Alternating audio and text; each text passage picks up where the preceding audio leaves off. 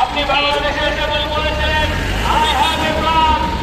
আমরা কি ধরে নেব আপনাকে ব্যবহার করে আপনার ওই প্ল্যানের মধ্যে এ পর্যায়ে আজকের এই মানববন্ধনে কথা নিয়ে আসছেন ইসলামী ব্যাংক বাংলাদেশের অন্যতম গ্রাহক ডক্টর মাহবুব। বিসমিল্লাহির রহমানির রহিম।